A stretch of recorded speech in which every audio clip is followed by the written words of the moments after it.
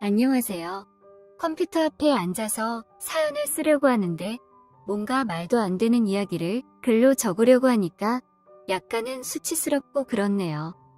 어쩌다가 이런 일들이 일어났는지 납득이 안 되고 지금 생각해도 어이가 없습니다. 세상에 이런저런 일들이 다 일어난다고는 하지만은 막상 저에게 일어나니까 어떻게 대처해야 할지 막막하고 어렵더라고요. 하지만 결론적으로는 아주 행복하게 일이 잘 마무리되었고 이상한 여자 한 명을 제대로 골로 보낸 이야기라서 들어보시면 아마 속이 시원하실 겁니다.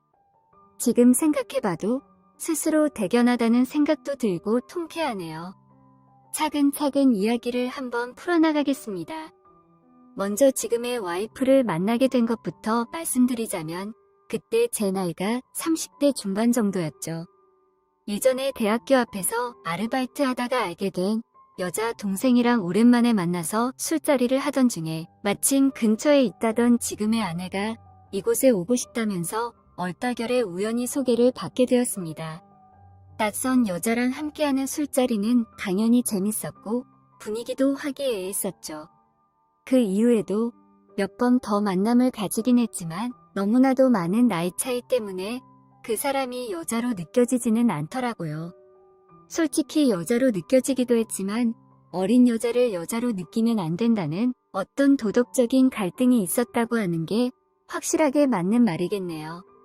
아무튼 그런 저에 비해서 그녀는 적극적으로 저에게 전화번호 받아가더니 그 이후로 매일같이 연락이 오더군요. 저도 바보가 아닌 이상 이 여자가 저에게 마음이 있다는 게 느껴졌고 그 뒤로 데이트 아닌 데이트를 지속하게 되면서 자연스럽게 연인으로 발전하게 됐습니다. 나이 차이가 제법 나기 때문에 제 나이가 부담되지 않냐는 말을 해봤지만 그게 그렇게 부담됐으면 진작에 전화번호도 안 받을 거라며 괜찮다고 하더라고요. 아저씨 같은 느낌보다는 확실히 오빠라는 느낌을 많이 받았다면서 처음부터 제가 매력적인 남자로 느껴졌다던 그녀의 말이 참으로 고마웠어요.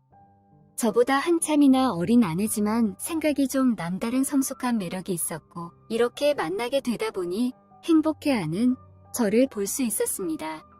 아무래도 남자라면 역시 어린 여자를 만나야 자고로 진정한 행복을 느끼는 거 아니겠습니까? 무언가 달라도 다르니까 말이죠. 처음 연애할 때만 해도 나이 차이가 많이 나서 솔직히 결혼까지는 생각도 하지 못했었어요. 그래서 그냥 가볍게 만난다는 생각으로 데이트하며 즐거운 시간을 보냈는데 1년가량 연애했을 무렵 아내의 집안 사정에 대해서 듣게 되는 계기가 있었습니다.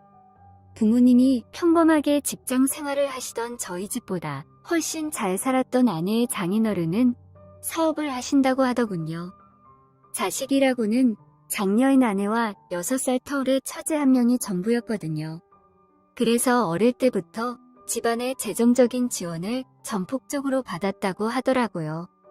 그래서 제가 아내 보고 처제랑 왜 그렇게 나이 차이가 많이 나냐고 물었더니 갑자기 아내는 당황스러운 표정을 지었습니다.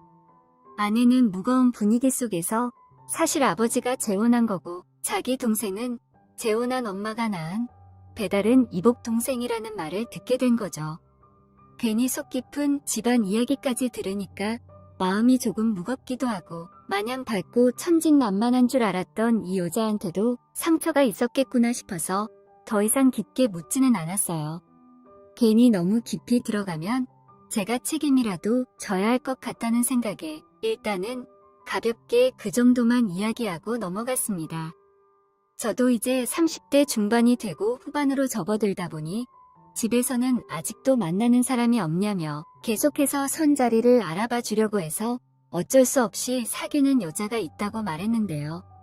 그것도 무려 10살 가까이 어린 여자를 만나고 있다고 하니까 아주 난리가 나더라고요. 걱정 반, 기대 반 같은 난리였죠. 그 전까지만 해도 지금 만나고 있는 여자친구랑 결혼할 수 있을까? 긴가민가 했지만 저도 다니던 회사가 나쁘지 않았고 연봉이 나름 중간 정도는 됐기 때문에 정 안 되면 제가 어린 아내를 먹여 살리겠다는 생각까지 했습니다. 어리고 귀여운 여자 데리고 살려면 그 정도는 할 수 있어야 되니까요. 아내에게 집에서 계속해서 결혼 압박 준다고 하니까 아내는 대수롭지 않게 그럼 결혼하면 된다고 프러포즈 언제 할 거냐고 되묻더군요. 아주 당돌한 아내의 태도를 뒤로하고 정말 나랑 결혼해도 괜찮냐고 물어보니 싫으면 하지 말던가 하면서 소주만 연신 들이키던 귀여운 여자였죠. 별로 생각이 없어 보일 수도 있지만 나름대로 저를 끔찍하게 생각하던 여자였기 때문에 결국 그런 고마운 아내와 결혼하기로 하고 상견례를 하기 위해 처갓댁에 인사를 가게 됐습니다. 그렇게 떨리는 마음으로 상견례 자리에서 아내의 가족들을 보자마자 저는 깜짝 놀랄 수밖에 없었는데요. 저랑 나이 차이가 거의 안 나 보이는 여자가 있었는데 그게 바로 장모님이고 오히려 제 아내보다 더 성숙해 보이는 어른스러운 처제를 보게 됐기 때문입니다. 이상한 가족이더군요. 제 아내를 포함해서 처제와 장모님까지 같이 다니면 그냥 아는 언니 동생으로 보이지 않을까 싶은 정도였습니다. 게다가 3명 다 미모가 상당했으니까 재혼이라는 이야기는 들었지만 생각보다 더 놀라웠죠.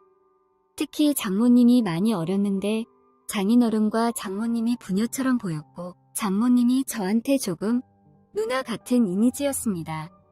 장인어른이 저에게 나이가 너무 차이 나는 거 아니냐는 말에 장모님이 장인어른의 옆구리를 찌르시면서 우리 나이 차이도 생각 못하고 사위한테 이 무슨 섭섭한 말을 하냐면서 눈치를 주더라고요. 맞는 말이죠. 저보다 장인어른이랑 장모님이 더 이상해 보이니까요. 저는 그 자리가 어색했지만 그래도 아내의 새어머니인 장모님에게 깍듯이 대했습니다. 그리고 처갓댁에 인사드리고 난 후에 아내와 데이트하며 조심스럽게 장모님 연세가 어찌 되냐고 물었더니 올해로 41살이라고 하더군요. 진짜 어리게 보인다고 하니까 아내가 기분 나빠하면서 다 아빠 돈으로 성형외과랑 피부과 덕지덕지 발라서 저런 거라고 아내는 장모님에 대해서 이야기하는 것 자체를 엄청 싫어하더군요. 새엄마랑 자기는 그렇게 사이가 좋지도 않을 뿐더러 아빠가 새엄마랑 바람이 나서 친엄마랑 이혼하고 친엄마도 끝내 다른 남자랑 결혼할 거라고 하는데 뭔가 마음이 착잡하더군요. 그놈의 남녀 사이가 뭔지 결혼한 사람이랑 이혼까지 하고 다른 사람 만난다는 게 뭔가 참 기분이 울적했습니다. 혹시나 하는 마음에 새엄마가 학대라도 했냐고 물어보니까 그런 건 전혀 없었다면서 그냥 친하지 않은 거라고 했어요. 그리고 저 얼굴로 어디 나가서 엄마라고 부르면 다들 이상하게 쳐다보고 그런 게 어릴 때부터 너무 싫었다면서 새엄마가 아빠랑 결혼해서 집으로 들어오던 당시의 나이가 24살밖에 안 됐는데 지금의 자기보다 어린 나이라면서 소름 돋는다고 하더군요. 자기가 중학생 때 본 여자라서 엄마라기보다는 언니 같은 느낌도 강하게 든다고 그런 사람한테 엄마라고 불러야 되는 게 싫지 않겠냐는 말을 했습니다.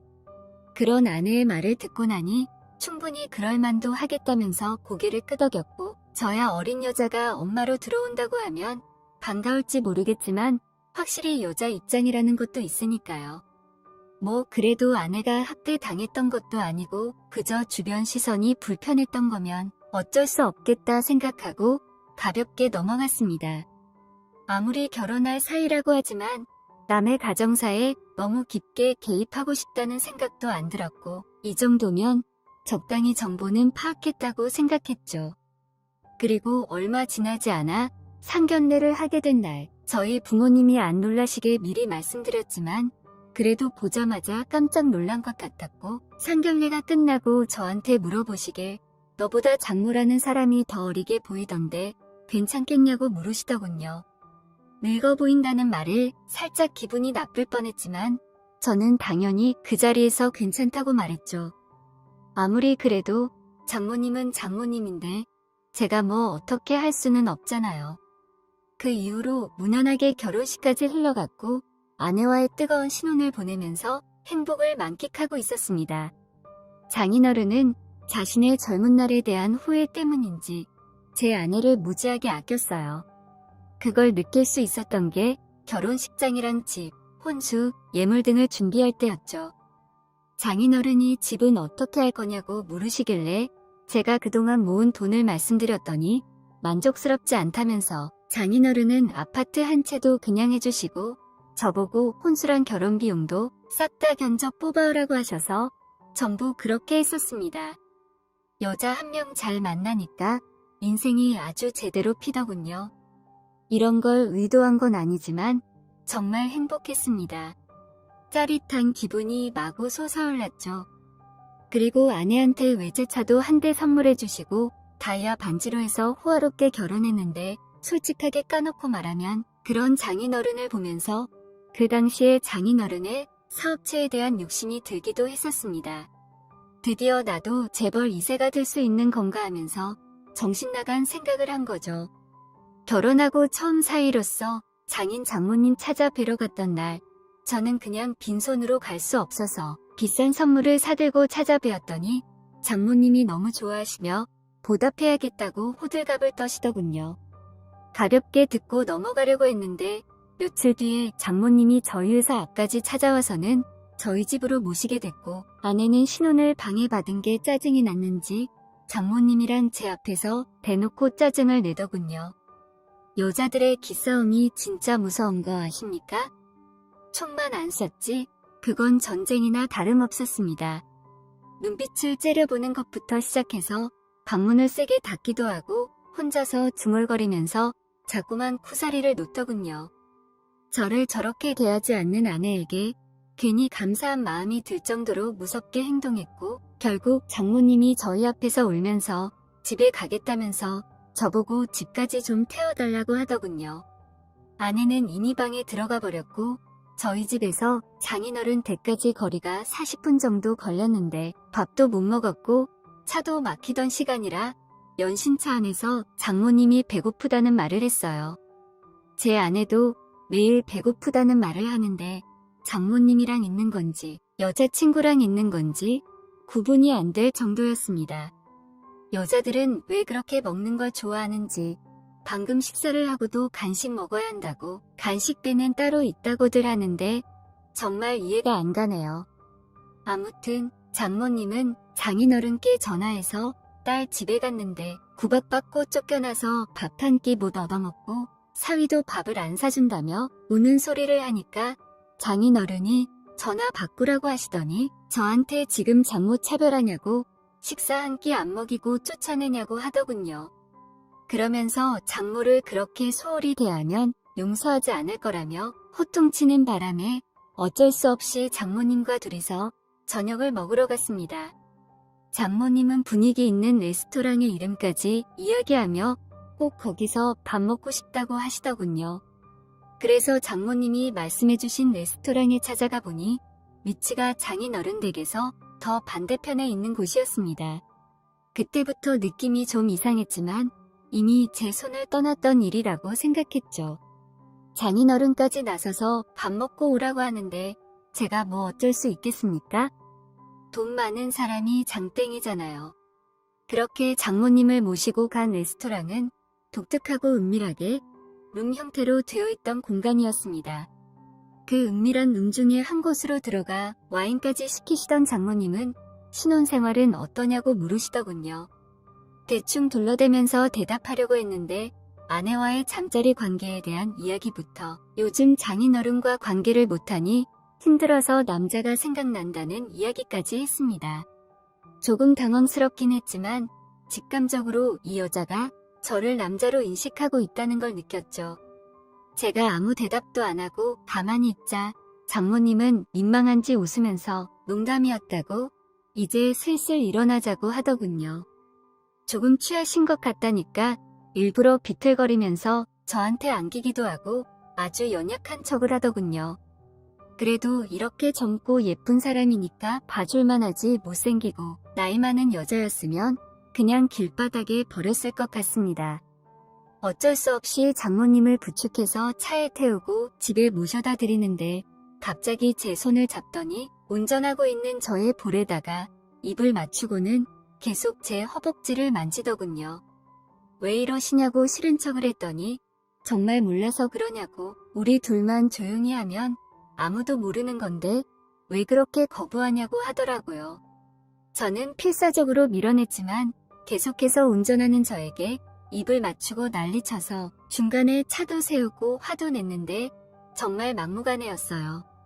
이러니까 우리 와이프가 장모님을 싫어하는 거라면서 대놓고 아주 상처 주는 말까지 해버렸죠. 결국 억지로 집 앞에 내려다주고 오늘 일은 술 취하셔서 그런 걸로 알겠다고 말하고는 집으로 돌아갔습니다. 아내에게 이 일을 말해야 될지 안 해야 될지 고민이 많이 되더라고요. 결국 아무리 고민해봐도 말하면 안 될 것 같아서 아내에게는 말하지 않았는데 그 이후로도 장모님의 유혹은 계속해서 이어졌습니다. 심심하면 회사 앞에 찾아와서 술을 마시자든지 뭐하냐고 문자를 보낸다든지 본인 옷을 새로 샀다며 허리랑 다리가 보이게 사진을 찍어 보낸다든지 정도가 심해지더라고요. 급기야 제가 장모의 전화번호를 차단하자 극단적으로 집까지 찾아와서는 행패를 부렸습니다. 적어도 아내 앞에서는 조심할 줄 알았던 장모님이 이제는 대놓고 언제까지 버티는지 보자면서 이미 여기까지 온 것만 해도 저한테 공범이라는 말을 하더군요. 장모님은 이미 제 무릎 위에 앉아서 저에게 입을 맞췄고 때마침 방에서 나온 아내가 이 모습을 보더니 도대체 뭐하는 더러운 짓이냐면서 화를 내더군요. 장모님이 내 무릎 위에 앉은 거지 내가 장모님 무릎 위에 앉은 건 아니지 않냐고 변명을 늘어놓았습니다. 하지만 장모님은 오히려 자기가 피해자라는 말을 했고 아내는 눈이 뒤집어져서 제 말을 듣지도 않았고 이 사실을 알게 된 장인어른은 저를 페르나라며 욕하는 상황까지 됐죠. 결국 일은 제가 생각한 것과 다르게 흘러가게 되었고 저는 꼼짝도 못하고 그 여자의 작전에 휘말린 것처럼 느껴졌습니다. 결국 저희 부부 사이는 순식간에 파탄나고 장인어른은 자기 아내만 믿으려는 눈치라서 누구 하나 제 편이 없었어요. 그렇게 힘든 시간을 보내다가 결국에는 지우지 않았던 예전 문자 메시지를 발견하게 되면서 극적으로 오해를 풀 수 있게 되었죠. 하지만 저의 오해는 풀린 반면 이제 아내와 장인어른과의 관계가 파탄날 정도로 너무 멀리 갔고 장모랑 장인어른도 이혼 소송 중이라 아주 가정이 풍비박산이 난 것 같았습니다. 그러던 와중에 장모님이 저에게 은근슬쩍 전화를 해서는 혹시 자기랑 좀 만나줄 수 있냐고 너무 힘들어서 그런데 딱 술 한 잔만 하자고 하더군요. 무슨 꿍꿍이가 있나 싶었지만 만나기로 했고 행동을 조심해야겠다는 생각이 들었죠. 만나서 술을 한잔하는데 휴대폰이 계속 테이블 위에 올려져 있는 걸 보고 혹시나 녹음을 하는 건 아닐까 싶더군요. 게다가 계속 저에게 자러 가자는 식으로 말하는 장모님을 보니 이 상황을 역전시킬 만한 증거를 모으려고 하는 것 같았죠. 저는 자리를 옮겨서 장모님의 옆자리로 가서 귓속말로 당장 이 앞에 모텔로 들어가자고 말했고 아마 그 소리는 녹음이 안 됐을 거예요. 게다가 모텔로 들어가자마자 먼저 샤워를 하고 뒤이어서 샤워를 하고 나온 장모님을 정신없이 못살게 굴었습니다.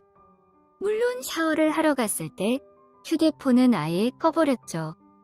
아니나 다를까 녹음을 하고 있었는데 그런 증거물을 수집하지 못하게 다 차단을 해버린 겁니다. 그렇게 그날 새벽 3시까지 거침없이 뜨거운 시간을 보내면서 그동안 화난 감정을 모두 그녀의 배 위에 쏟아내버렸죠. 속이 다 시원하더군요. 그 뒤로 전세 역전을 노렸던 장모님한테 연락이 왔는데 자기 휴대폰에 손을 댔냐고 했고 저는 녹음하고 있길래 다 꺼버렸다고 했더니 미친 듯이 화를 내더라고요. 결국에 장모님은 자기가 원하는 대로 하나도 되지 않았고 모든 걸 다 잃고 장인어른한테까지 버림받게 생겼습니다. 그렇게 되고 나니까 서서히 저랑 아내 관계는 회복됐고 지금은 나름대로 잘 살고 있어요. 장인어른은 정말 힘도 좋으셔가지고 최근에 새로운 여자친구를 만난다고 하는 것 같은데 어떤 여자인지 궁금하기도 하고 걱정되기도 하네요. 장모님이라는 인간은 지금쯤 어디에서 뭘 하고 있을지 모르겠지만 아무쪼록 사람이 더러운 속내를 가지고 살면 안 된다는 걸 다시 한 번 더 깨닫고 자기 분수에 맞게 착하게 살았으면 좋겠습니다. 이상한 여자 한 명을 나라까지 보내버린 제 이야기는 여기까지입니다. 다들 행복한 하루 되시고 좋은 밤 되세요.